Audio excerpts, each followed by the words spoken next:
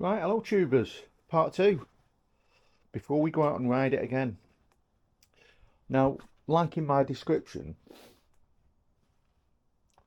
I'm comparing this to the CL500, and I bet you wonder why, because everyone seems to compare this bike, and I realise Triumph built this bike, and Honda built the CL500 because of Royal Enfield with the Scram, with the Himalayan, with the, uh, which was there was another one, a 350, which they compare its price. I honestly don't think I like Royal Enfield, and I think they're a really good bike, and they're in their own little puddle where they live. But I just think the quality build on Honda and Triumph are much better. Now these are made in Barjar. What I was reading on these, uh, a ground up build, and they're fantastic. And the one thing I would say about this is as well the the service intervals on it. My Hemi was about, I think it was about 3,500 miles. So by the time you work out them servicing costs for that bike over its lifespan, it's a lot of money if you're taking it to a dealer. Every 10,000 miles, that's absolutely fabulous. And as I say, there's nothing on this bike that looks cheap, except one part, which I've said, which is the switchgear. But that's just my view on it. It's small, it's tiny, it's plasticky. The throttle grip is a bit plasticky, a bit. That'd have been nice with really nice rubber grips on it, and maybe a little bit, not as much play in that. The levers, again, good. They're still really good. There's tiny little bits that really won't make any difference, because I think if you own this bike, you find, like most of us, people who get this will probably change them levers over for adjustable ones where they're not adjustable. But everything about that bike, when I rode that yesterday, was fantastic. Now, the seat on it, comfortable. I had 2 hours riding in this, and honestly, it was like I got off it and I felt as fresh as when I got on it. It was really good. Now, the reason why I say it's comparison to the CL, the CL is 46 brake horsepower, although it's a parallel twin. The CL is a little bit smoother than this, which you'd expect because it's got two pistons in it. The CL is, the switchgear is better built. It's a little bit longer. And it's a very strange thing with the CL. And I'm not comparing the Scrams here, I'm comparing the road bikes. But I found that CL over really rough terrain really absolutely fabulous with them twin shocks on the back. Because we all automatically think, because we have a monoshock is actually better, and it's offset the monoshock on these as well. And there we go.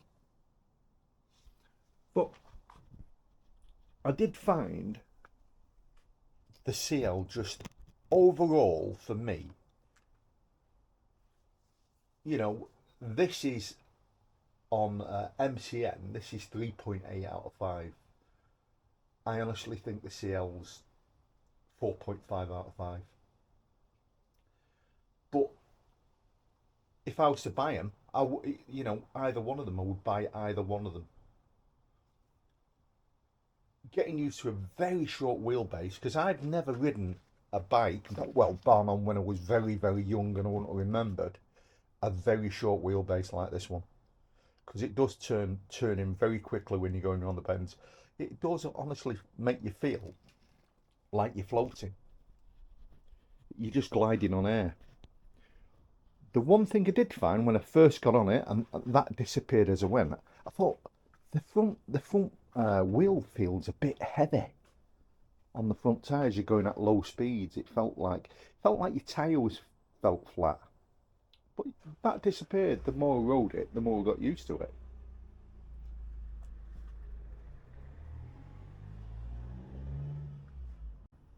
But So I think that is an absolutely amazing bike. I'll just pull out some stats. Now, sorry about the video yesterday. They got butchered in between. I don't know how I've done that, but you know my videos. There's no glamour in it. So it's a Speed 400. It's made in Barger. There's three colours on it. So there's a Phantom Black, there's Caspian Blue, and there's Carnival Red. Your road tax on it is £55 a year. On the road price at Yule's is 5,200. Now the cheapest second-hand one I've seen on these on Auto Trader with 3,300 miles on it was £4,400, and that 24 plate. That's second hand. 10k services on them. Now, what I was saying about the rivals, I do actually think it is the CL, the Honda, and the other one was the Hunter on the Royal Enfield. But I honestly don't think the Hunter it doesn't even come near it. Unless I think if you're really getting on and you really not going to bother with motorways, you're just going to go around the B roads and you're going to plod down them at 40 or 50 mile an hour, I think the Hunter would be perfect. And that's the same with the Himi. It's like the gear change on this. The gear change is slippery, slick on it, up and down, with or without the clutch. Now my Himi could do the same. The difference was you could change the clutch, you could change the gears without even pulling the clutch, up or down. Got the revs right. But the one thing about the Himi is when you went down the gears, it was very low geared. So whatever gear you're in, because there's only 5 gears on the Himi, it would pull you down. You could feel it slow.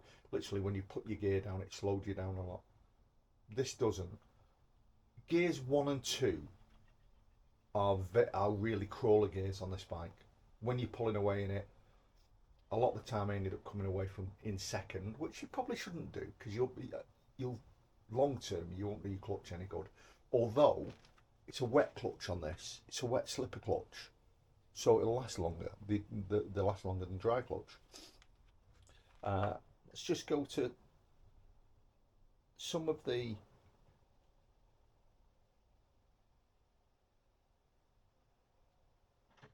stats on it.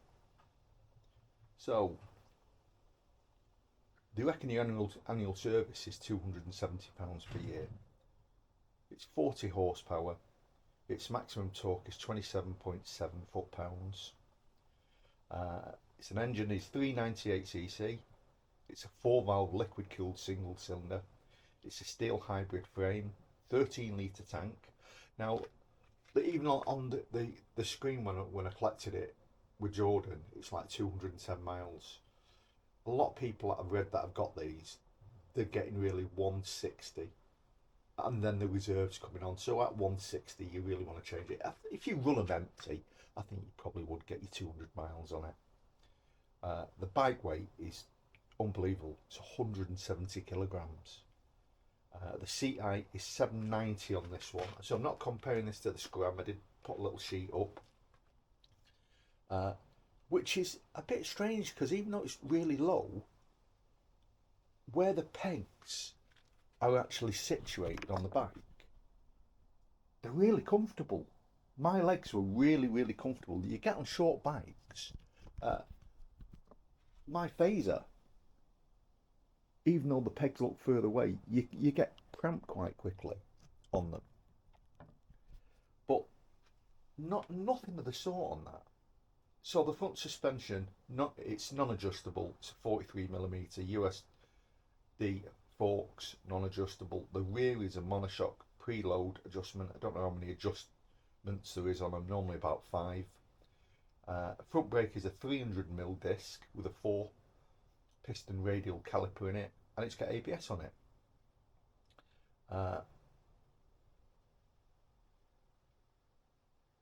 The rear brake is a 230mm disc with a single piston in there. Your front tyre sizes are 110 by 70 by 17, and the rear are 140 by 60 by 17. That's all the spec on that one. Now the one thing I want to do now, while I'm here, because I did say it with the Hey, Jordan, I was intrigued when they're turning around and saying about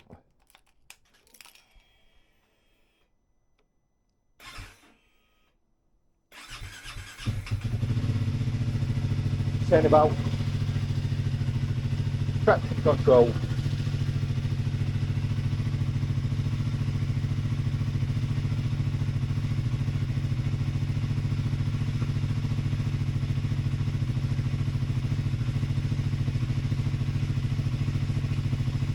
I said, well, right, so traction control off. So I've just turned it off by holding the information button. Now what I'm interested in is if we turn it back on again, does it stay off? No. So traction control now has come on.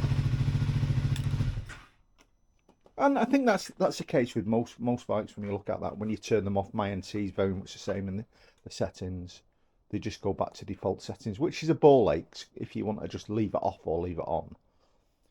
You know, probably like the Enfield was good. You could just turn a switch on or off and that was it. There was nothing else to it. But an absolute fabulous bike. And it's like I say, when I was outside the tea rooms, there was about 3 people come up talking to me. I only recorded Paul. It was quite a good bit of a history on what he's got. And he said he loved the weight of it. He loved the looks of it. He said it's so pretty. And it is. And the thing is, you buy something like this, 2 years warranty. You're riding, you know, absolutely trouble-free riding for 2 years. No matter what goes wrong with it, it goes back in, and I'm sure you'll have a loan bike, or they will find something that you ride so you're not without. You have to speak to them on that. But, you know, they have got a good reputation. Like everything, everybody at some stage with every garage has somewhere along the line had issues with something that's gone wrong. But, you know, it tells itself. And I'm just to let you know, I'm not sponsored by Yules, by the way. You know, I say it on every video, really, you know, I'm really humbled that they let me ride their bikes. Because there's dealers that I've gone to and they won't let you ride the bikes. And, you know, I've got nothing against that. That's their bikes. And you think there's a lot of effort in these dealers letting us ride these bikes as demos. And especially when you're not buying it. No saying in the future you wouldn't buy one. But at this moment in time, like I say in all the videos, I tell them straight, I'm not in the market for that bike at the moment. And it would be a bike, I think maybe in another 3 or 4 years, I will possibly end up on a lighter bike. And a bike like that would be in my targets. And that's the truth of it. And like I said on the video, it's weight. For me, it's actually the weight of bikes. Because I love my NC. But it's still a heavy bike. You know, don't think for 1 minute it's a light bike, because it isn't. Like every bike, when you get riding them, you know, they're easy. All of them, the Gullwing, whatever size bike you've got, once you're moving, you've got no problem. It's when you're stopping, when you fall over, when you come to traffic lights, when you come to uneven roads. You know, when you're 30, when you're 40, it's not an issue. When you're getting on, like me, I've had a hernia, I've had a heart attack. It becomes, you know, it's not so flavoursome. You have to really be careful. You have to think about what you're doing. Uh, but I'm absolutely for bikes in looks. I think for me, that is 10 out of 10 for looks on that bike. It is absolutely 10 out of 10. And as I say, even though the Honda is a little bit better for riding, it's better on fuel, I don't know how it would be just the looks on that bike alone, coming into your shed and having that in. And the fact as well, it's so easy to move around. You know, like I've done in between the spaces. It just turns so easy. You just flip it around, no trouble at all in moving that bike. 60, 70 to the gallon out of it, you're going to enjoy yourself. And like I say, get a little back box on there or some nice leather bags on the back of it. I think it's absolutely stunning. Right, so we're going to go out for another couple of hours. I'll add a bit more video in. I hope you've enjoyed my videos. You know, thumbs up and a like will do me great. If you subscribe, it's fantastic. If you don't, honestly, I don't lose sleep.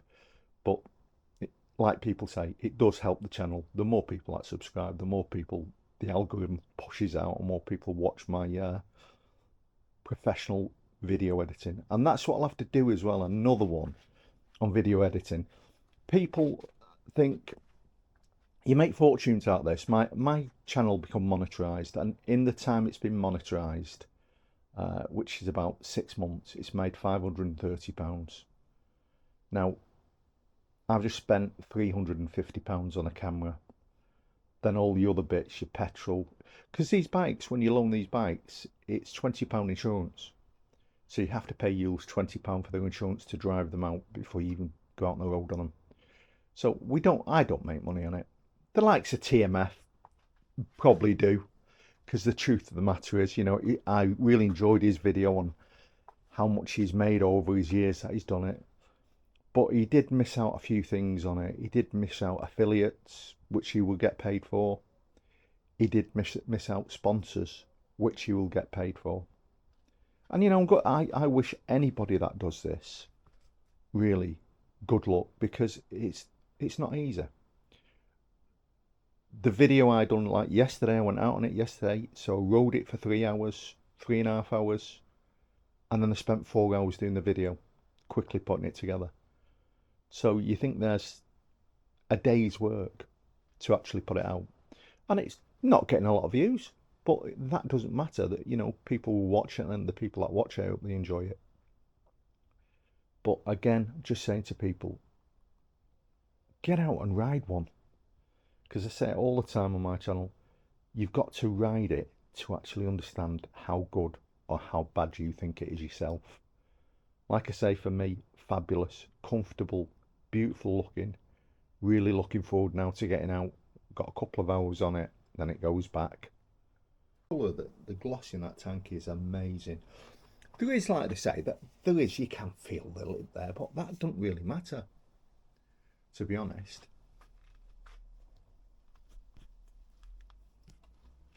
Yeah, I would be very happy to have that. And I think, like anything, the main thing that really stands out on that bike for me are them gold forks. I mean, they look substantial forks. They look absolutely beautiful. But the bike 70, it's very buzzy. You can feel a lot of buzziness through the seat and through the handlebars. You drop down, it starts disappearing. Well, it's part of the character of it. It's lovely. So I'm going to get down some of my back lanes to J&S. It's just such a lovely bike. The more you ride it, the more you want to ride it. And it's got ample power. But it's so flickable with it.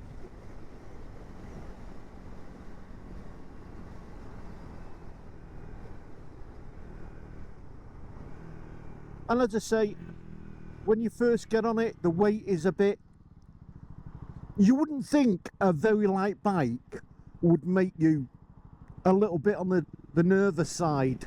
You'd think the lighter it is, the easier it is, but it isn't. You just have to get used to it. But it just absolutely... It's like Supermoto bike, this. That's what it's like.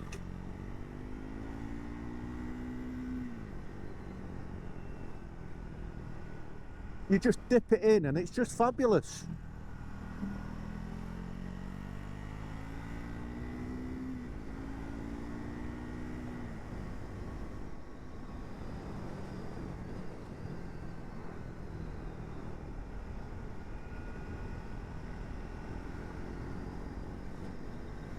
Honestly, you'll have nothing but fun on this bike. Right, we'll bring you on when we're a bit closer. Like I say, people, I think now whatever sort of new bikes you get on, certainly these sort of quality bikes, you're never going to go wrong with them. You just got to enjoy. You're going to have smile miles wherever you go on them. And it's a bit brisker out here today. Certainly has dropped down a bit, even though it's sunny.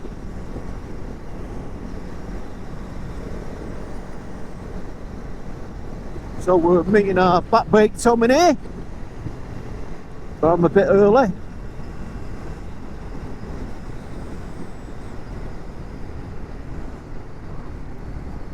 And like I say with this, the more and more you ride it, the more and more you actually get used to handling it around the bends. It's just fabulous. It's quiet as well. You probably need to put an exhaust like his on there. And I would have thought there's going to be some bikers out today. Let's see what's in, eh? Anything good? Oh, that's nice, little yam.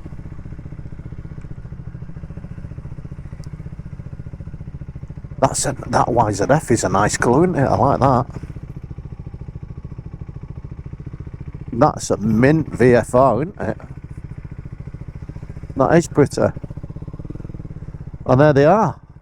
The Goldwing babies. They're the older ones, aren't they?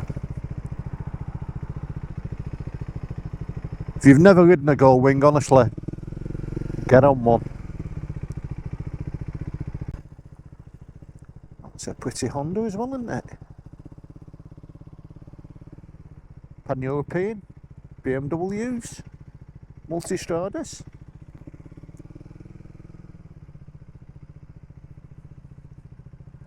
How we all have different tastes, eh? We all like different bikes. So we'll sit behind here. We'll knock you off here. I've arrived at my favourite accessory store, J&S. I've absolutely had a blast on this bike, people. You know, I've only had it, well, overnight, but I wish I rode it all night now. I do. I've just enjoyed it so much.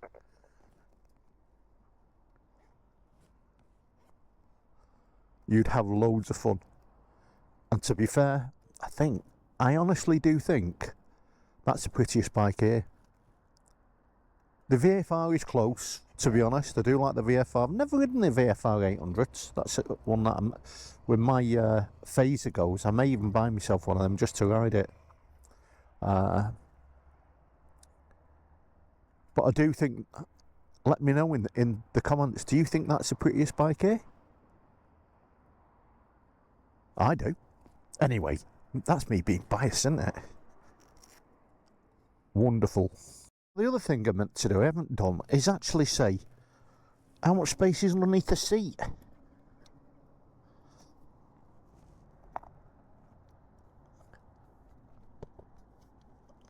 It's just, does it come up that seat? It's a bit tight to get that seat up, to be honest. It's not having much luck with that.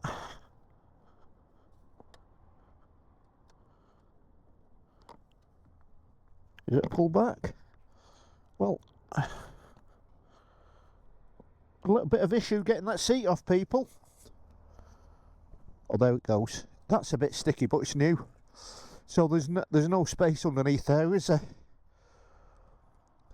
There isn't a lot of space.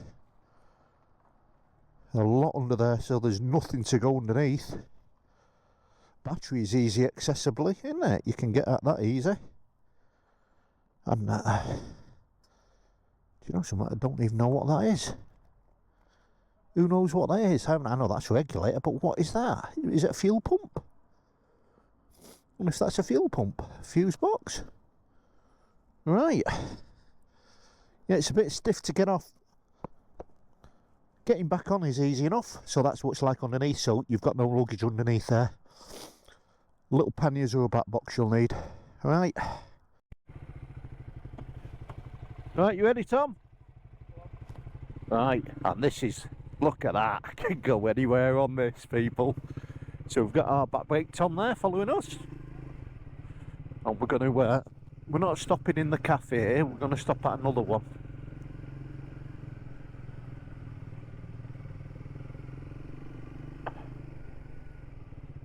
I'm going to take him to another one. Oh, the Kawasaki that followed me in. Well, I followed in. He's leaving himself.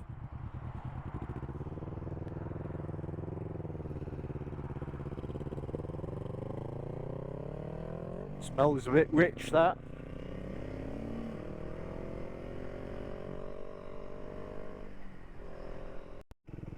Right, me and Tom are just stopping for a little bit to eat. Nice little cafe on Green Lane in Wincham, if you want to know where it is. And, another nice little place to spend your money.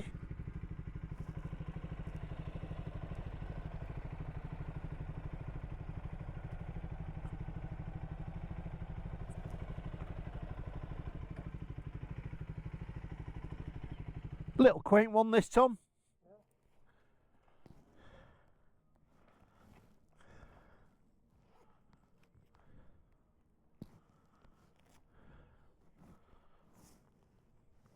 Tell you, well impressed with that ACF 50, like you told us. Really impressed with that.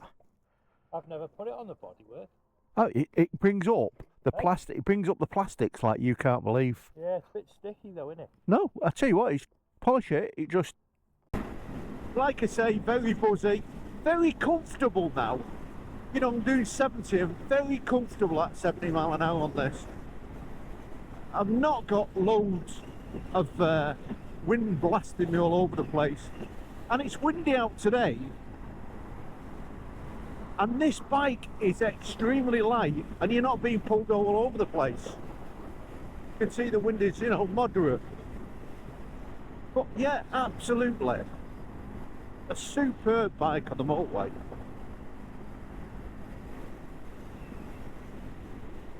I mean, when you're probably doing 70 on the clock, you're realistically doing about 66, around about that miles an hour. But you could sit here all day.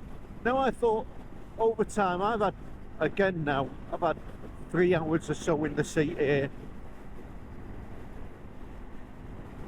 And I've enjoyed every minute of it. It is just like a little Supermoto, this bike.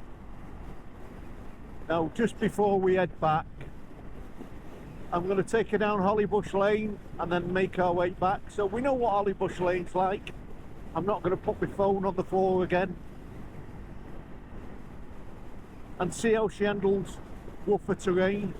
As a road bike, now undoubtedly the Scrambler, that's what that Scrambler will do.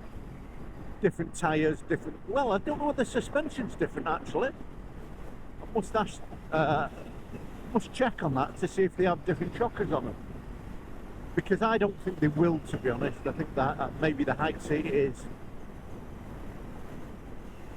The uplinks are probably a bit longer. The seat's a bit thicker, but this bike is just like a lovely little Supermoto. You just have so much fun on it.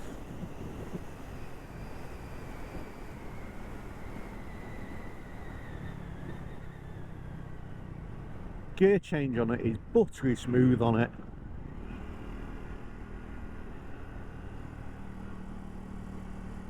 Lovely sound as well. For a single cylinder, it's got a lovely sound on it.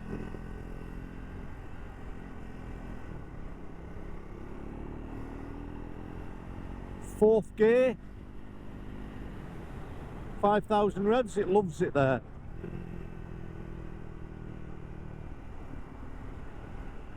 And again, it's like you can bank this bike down if you really want to. It just loves the bends. This bike just absolutely loves corners. Honestly, you come back like a Cheshire cat when you come off this. It's so nice to ride. But for me again, this is where it's nicest. The A&B roads is where this bike belongs. You know, cover the whole country on them, you'd love it. So we're going to quickly go down here and we'll get some comments about taking the bikes down here, but you know, the fact of it is, you will at some stage go down a road and you don't know what that road's going to be like, and it may be like this. And I do this to show you, and I know straight away this bike can do it. We haven't stood up on it yet, so we'll stand up on her. She's a little bit hard to stand up on, to be quite honest. You're right over the you can grip the tank and hang over the tank. Comparing to the CL, it's a little bit harder.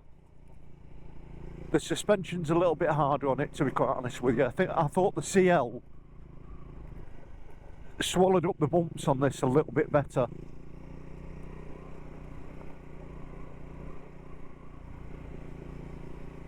But he easily does it, no problem at all with it.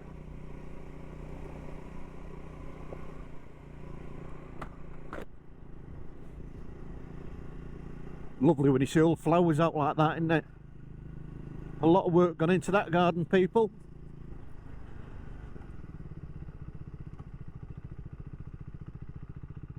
We can get past that car, but we'll just wait. Rather than safe than sorry. And it's what I love about down here, it's how peaceful it is. A lovely place. And you get to hear your bike. It's got a lovely little tone to it. And you can see how bad it is. You can see that car where it's bouncing about. That's how bad this road is.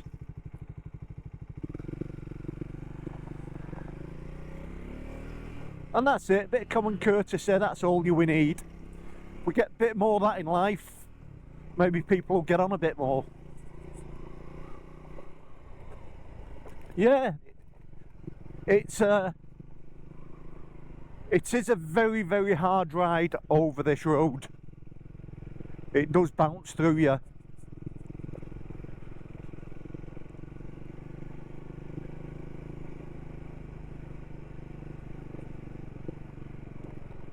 And I've just been out with Tom, and even Tom said, he says, you look so small on it. It looks so small, the bike, when you sat on it. It is such a short wheelbase bike.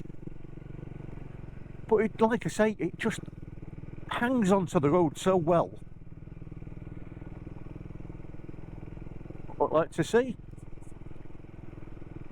Better keep fit. That's what I need to do, really. I need to start doing a bit of running.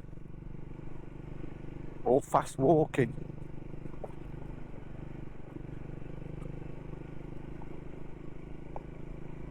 Yeah, so if you was out in another country, if you took it, because you could take this abroad without any problem, and you hit roads like this, you'd quite easily do it. Take your time on it.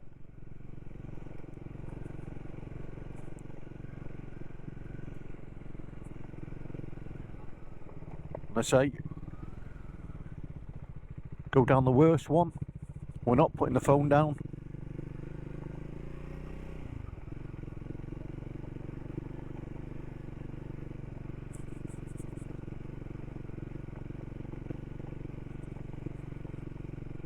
He doesn't look too happy.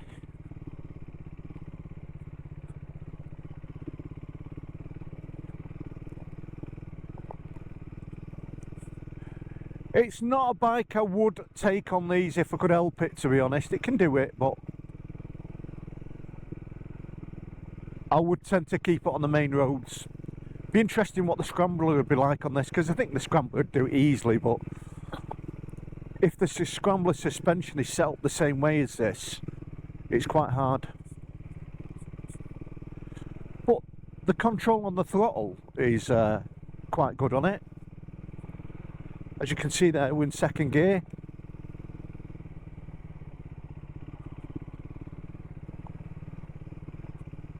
And that's when I first got on it, I had the same thing. When you're going low speeds, let me know if you've got one of these and you think the same.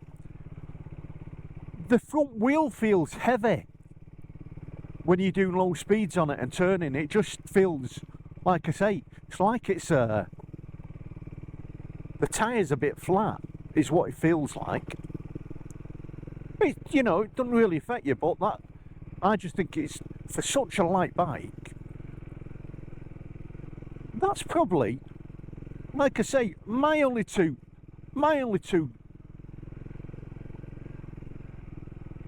things that probably that I would say minuses for me. The switchgear looks a bit cheap, to be quite honest, a bit small, really plasticky. And that front wheel, the way it sticks a little bit, but once you get riding, it's like I say, it's like Supermoto. It's just absolutely fun. Fuel wise, we'll tell you once we get up to fill it up. It's definitely not as fuel efficient as the CL500, because I haven't done 100 miles on this yet. I'm not far off it, but the CL500 took £6.34, and I think I'd done 105 miles on it when I returned it. This, from a full tank, down to half a tank, but it's still very good. You know, the fuel economy is good. So I'd say this is going to cost about £10 or £11 to fill.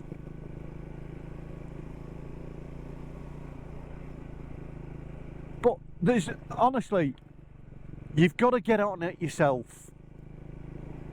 Go to your Triumph dealers, go to Yule's, and I think you would have a big smile on your face, and you certainly wouldn't go wrong buying one of these.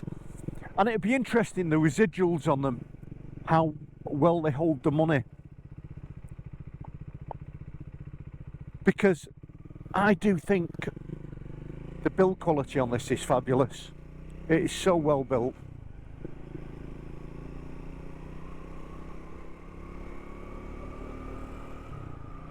Right, we'll stick you back on when we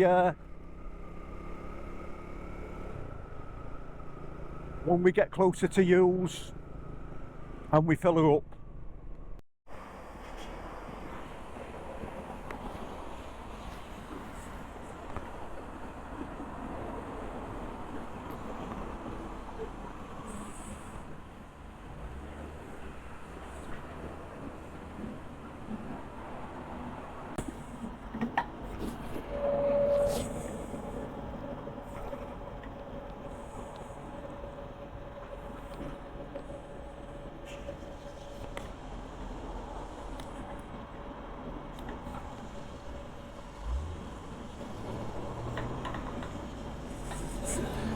Hi people, well that's not bad, is it?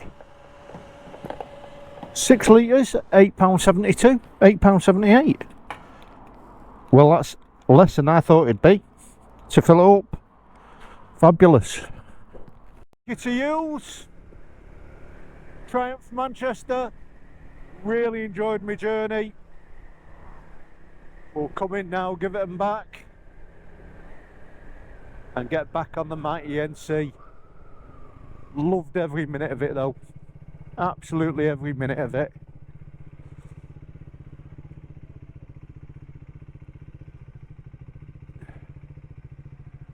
And what we'll do, we'll just put her in here.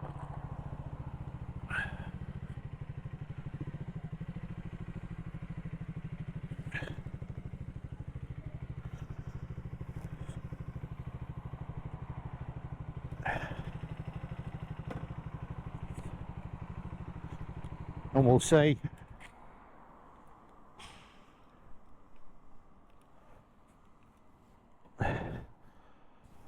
goodbye to the Triumph. What an absolutely lovely bike to ride. Get an option to ride one or own one, do it. Because one thing for certain people, you will not regret it at all.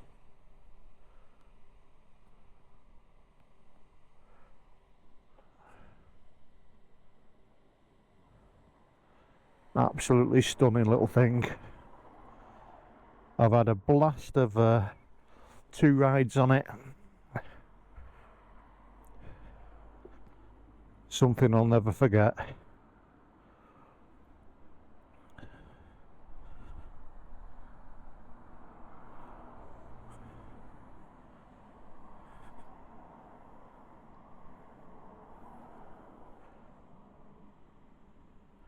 Right. We'll see you on the next one. Tubers, thank you for watching. Ta-ra. Bye-bye.